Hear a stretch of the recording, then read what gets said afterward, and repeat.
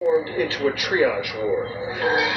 As Sri Lanka's foreign minister put it, these bombings were coordinated to create murder, mayhem, and anarchy. It all started around 8:45 a.m. at St. Anthony's Shrine in Colombo, the capital, St. Sebastian's Church in Negombo, and Zion Church in the eastern city of Batticaloa. Around an hour later, more explosions at 3 hotels popular with Western tourists in the capital: the Shangri-La, the Cinnamon Grand, and the Kingsbury. The Shangri-La's restaurant gutted, windows blown out. Then 2 more bombings, including one at the Tropical Inn. 9 blasts in all. The news sent shockwaves through Easter services around the world. Ho preso con tristezza e dolore. In Rome, the Pope expressed his condolences, noting that the attacks were especially horrific in that they targeted people gathered in prayer. The Archbishop of Colombo, even more blunt, demanding justice. Find out who is responsible behind this act, and also to punish them mercilessly.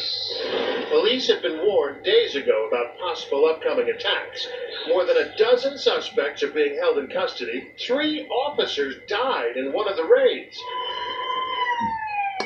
The casualty numbers are truly staggering. In all, police confirmed more than 200 killed, at least 450 injured. More than 30 of the dead were foreigners, including several Americans. No one has yet claimed responsibility, but Sri Lankan authorities believe this was the work of a single terrorist cell. They have now imposed a dusk-to-dawn curfew. They've tightened security around hospitals and other public places. They even briefly blacked out all social media across the country, hoping in part to thwart the bombers from coordinating. David Wright, ABC News, London.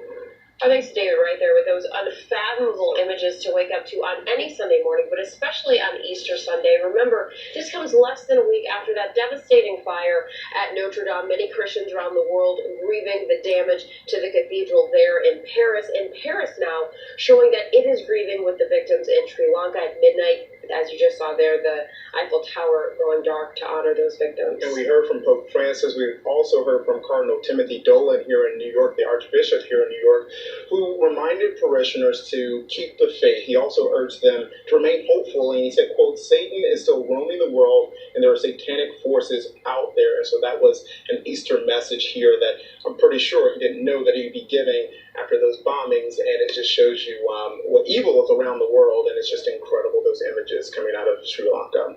Well, turning now to President Trump.